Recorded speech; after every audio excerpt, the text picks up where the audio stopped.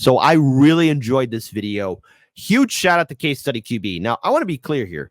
Case Study QB has been doing some phenomenal work throughout our time, sharing his videos, posting them. He's been doing a great job. 10 out of 10. This guy's got it done.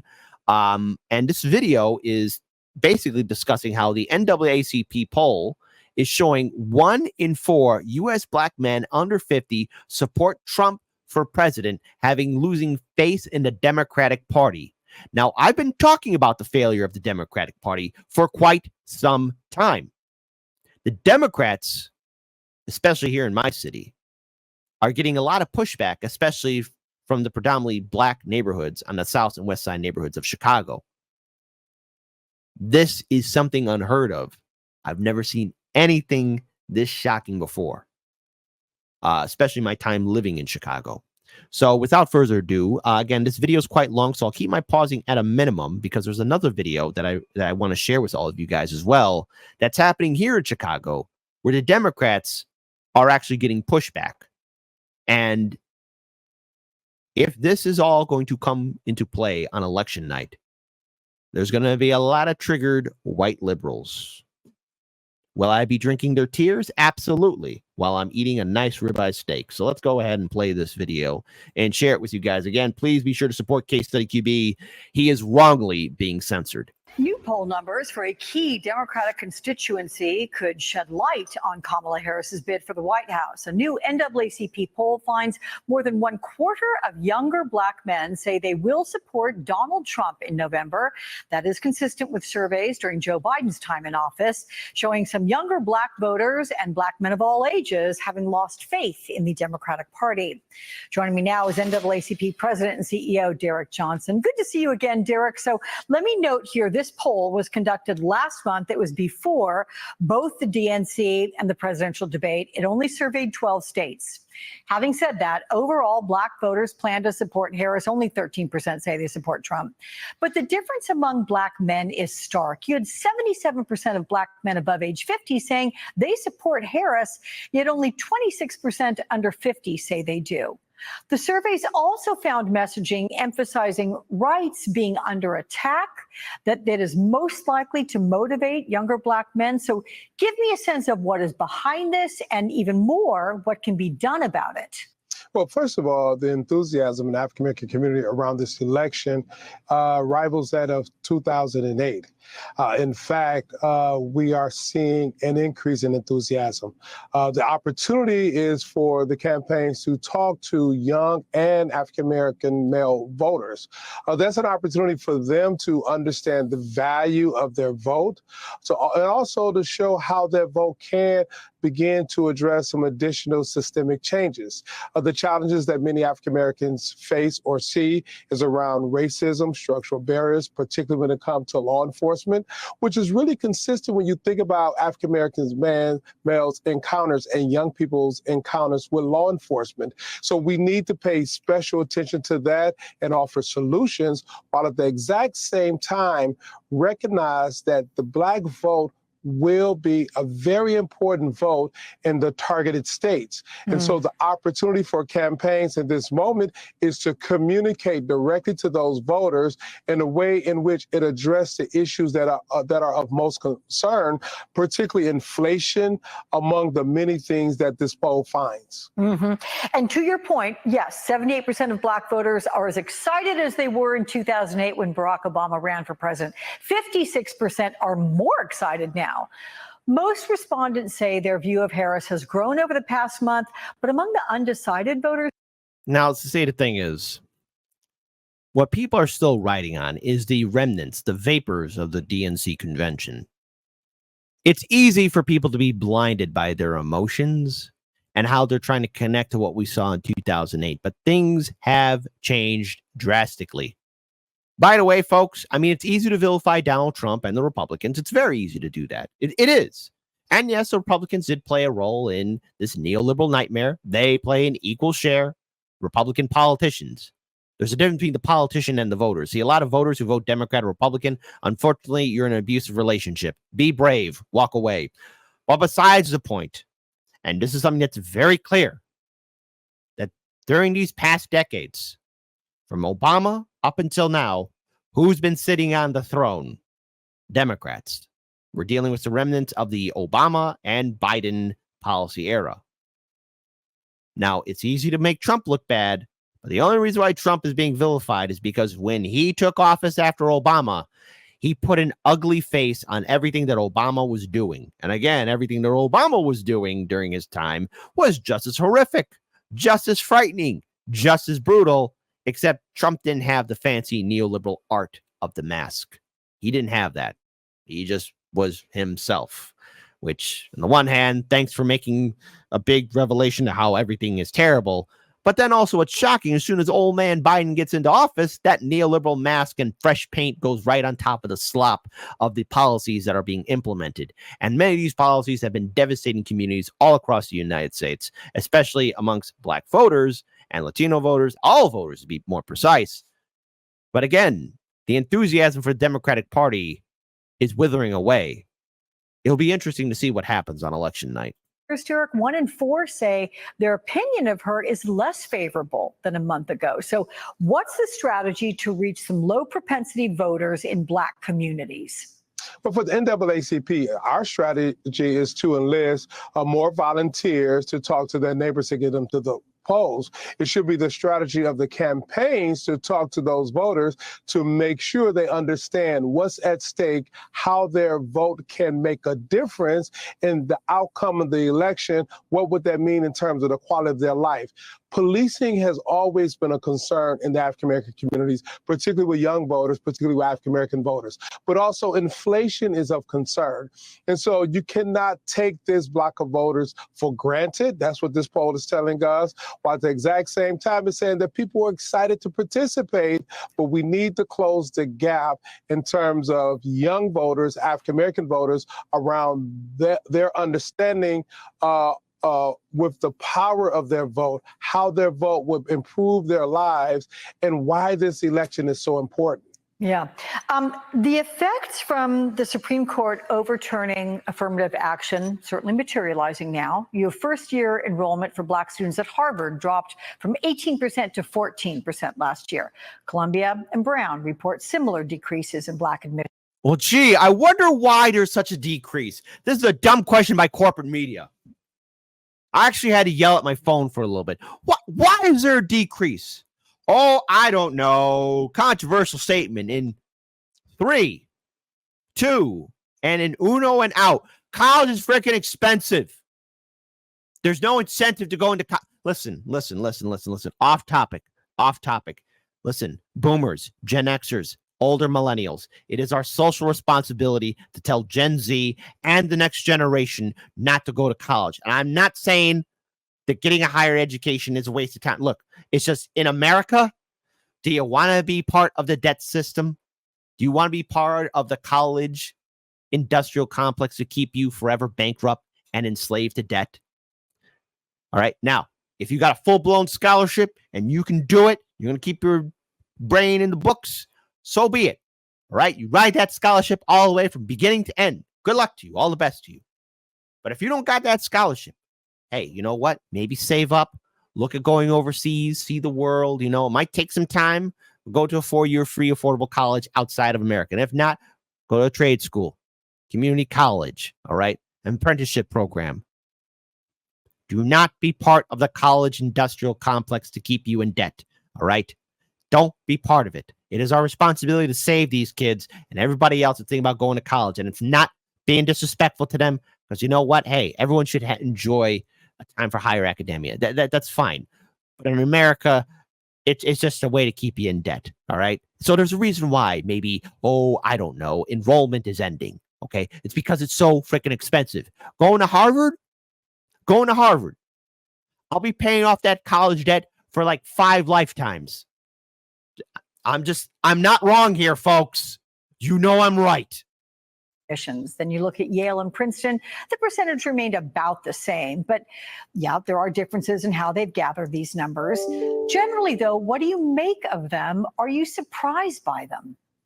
But it's unfortunate. I think some of these institutions went too far to comply with a Supreme Court decision that simply didn't say much of what we're thinking in the public discourse. Secondly, this is not a good indication for our society. When you leave the brain power of certain communities, off the table, you rob the American public, our democracy of Oh, whoa, whoa, whoa, whoa, whoa, whoa, whoa, whoa, whoa, whoa, whoa, whoa, whoa, whoa, whoa, shut up. Who made it possible for us to be robbed? Our politicians. Because, hey, let's do a rewind time. Guess what?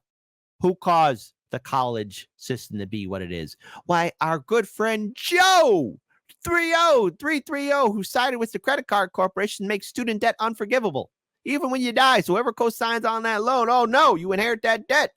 See, the thing is, you can't declare bankruptcy. Joe Biden's gonna pardon our debt. He ain't gonna do that. That's the man who made it possible. Oh man, Biden. Oh, but Biden's so much better than Trump. Biden's better than Trump. Man, Biden's been. If you look back at Biden, just remember this. Biden was against busing and desegregation. He didn't want white kids to be with black kids. That's the man who helped write the crime bill. He ain't ever going to apologize for that. Even good old Bill Clinton kind of sort of apologized. That's not saying a lot. Biden, no. He said no bueno. He did nothing wrong. He was only following orders.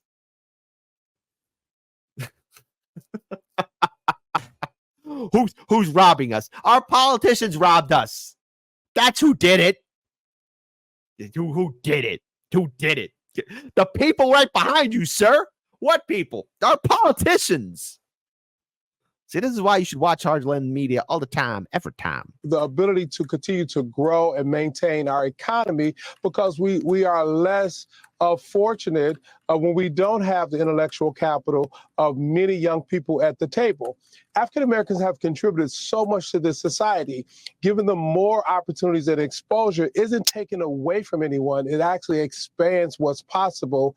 And I hope these institutions reconsider their admissions policy, because if they don't, we're going to have a long-term gap that we will not be able to fill. And it's not about the Black community not being able to fill. It's about America not being able to fill the gap that we are creating by not having everybody at the table. Donald Trump once again promised to carry out the largest deportation in U.S. history and said his operation would target Haitian immigrants in Springfield, Ohio, despite zero evidence backing his repeated claims that they're eating their neighbors' pets.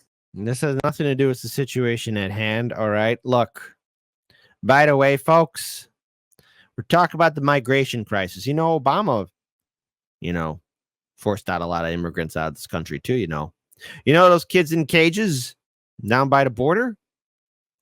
This will surprise you. Guess whose administration that happened under? First name Barack, last name Obama. And my VP was Joe 30330 Biden. It's all right. It's all right. You're not going crazy. You finally woke up. It's one crazy show, but it's kind of entertaining to watch. Here's some of what he said, Derek. Take a listen. In Springfield, Ohio, 20,000 illegal Haitian migrants have descended upon a town of 58,000 people, destroying their way of life. We will do large deportations from Springfield, Ohio. Large deportations. We're going to get these people out. We're bringing them back to Venezuela. Little detail here. Haitian people are not from Venezuela. They're from Haiti. But most of Ohio's immigrants work in factories to meet the demands of the area's labor shortage. So what's your response to Trump saying they're destroying the community's way of life? Well, the rapid pace of his cognitive abilities should be alarming to everyone. As you said, Haitians are from Haiti, not Venezuela. So first of all, we should be alarmed that the Republican Party is offering up someone who's obviously lacked the mental capacity to serve as president. Secondly, the appeal to the lowest common denominator of hate and fear is something we should all reject. In that one statement, he is rising up the issues of xenophobia, racism, and a way in which we should not tolerate in this country. And then finally, you said it, many of the individuals who are in Ohio in this country, they're here legally. They are. I'm going to pause here for a second. Let's pause here for a second. Because look, they're talking about animals and dogs and cats. Let's have a look. Am I a mature man? Sometimes, but look, when you talk about eating animals, like, okay, everybody look, listen. I told you all this election cycle is going to be hilarious and entertaining and insane. And I think I've been proven correct. It's going to be hilarious, interesting, and insane. The mental capacity to serve as president. Secondly, the appeal to the lowest common denominator of hate and fear is something we should all reject. In that one statement, he is rising up the issues of xenophobia, racism, in a way in which we should not tolerate in this country. And then finally, you said it, many of the individuals who are in Ohio in this country, they're here legally. They are productive citizens. They're working in factories and in fields. They are paying into tax systems that we're not allowing them to receive any benefits from. These are individuals that we should not be treating in this manner. We should figure out what is the right solution to address the crisis that we have around individuals to do certain type of work. We are running out of people to perform certain services. You think about the agricultural industry, we don't have enough people to provide the necessary labor to maintain our agricultural infrastructure. So let's not use xenophobia to gin up fear. Let's actually come up with a sensible approach to embrace people and treat them like human beings. Amen to that. Okay, so I'm going to stop here for a second, because the thing is, corporate media is unaware of what's happening here in and around the world. And I want to pull up a video that happened on the 15th. It was shared by a good friend of the show, Jamal Green.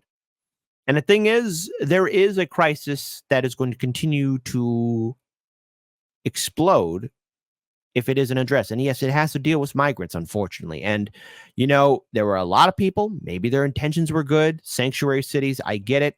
But I remember asking this question to a lot of those activists. Is there a plan to ensure that things will be okay? Can we trust the people running the system if things will be okay? Me and Daniel were dismissed by a lot of those people, those activists, again, heart's in the right spot. But now that the sanctuary cities has been implemented, again, there are a lot of residents who've been living in these sanctuary cities for decades now upset about this migration crisis that is starting to explode. And does it come as a surprise why there are black voters who are willing to leave the Democratic Party? This is a video here from Chicago. An 80-year-old black woman called Mayor Brandon Johnson a disgrace for his policies that allow illegal immigrants to terrorize the black communities in Chicago. I want to share it with all of you. She does have a perspective. And the thing is, this will also, again, factor into how election night will turn out. White liberals, pay very close attention to what's going to happen. All I can say to you is that you are a disgrace. And this woman is saying this to Brandon Johnson, Mayor Brandon Johnson of the city of Chicago, my backyard. I'm an 80-year-old woman, and I've never seen anything like this. I grew up in the Jim Crow South, and the policies that you're passing in this city remind me of the Jim Crow South. I had to drink out of a colored water fountain, or the whites would drink out of a white water fountain. But you know what I didn't have to worry about? Going back to my community, and it would be destroyed. And everybody else is in my community but Black people. And this is what you've done with this immigration. You have allowed all these people, you brought all these people into this city. You are destroying this city. And the Black community is flooded with all of these immigrants, violent ones, prostitution, gangs. You did that. You are doing this to your people. You are an absolute disgrace to me. Like I said, I drank out of that colored water fountain, but I could go back to that black community that was intact. Women are crying. Taxes are going up. What am I going to do with my children? Where are we going to go and live? This is because of you, Brandon Johnson. You're destroying the south side of Chicago with your policy, all under the Democratic Party. You are a disgrace. I could play more, and there's going to be more. And right now, in regards to city politics here in Chicago, I'm very curious to see how the next mayoral election cycle will play out. I'm very curious to see who will be weighing in and what policies will be implemented and who's going to be running for the coveted crown seat to be the next pharaoh. The only reason why I'm using the word pharaoh is because there's a book called American Pharaoh that's about Old Man Daly. Read about Chicago's history. It's rather frightening on how we perfected feudalism. But this is something that the Democratic Party is going to inherit. And if things are becoming this intense, and that's just only scratching the surface. We've played on the show before how there are numerous communities upset in regards to how this city, not only under Lightfoot, but under Brandon Johnson, on how they have managed Chicago. And throughout the South and West Side neighborhoods, there is a pushback against the Democratic Party. Democrats, it's not just only black male voters that are going to be walking away. It's going to be a lot of people who are going to be walking away. Some might vote for Trump, some might vote independent, and others just might not vote at all, period. Liberals, tell me how you're going to bully or talk your way out of this one.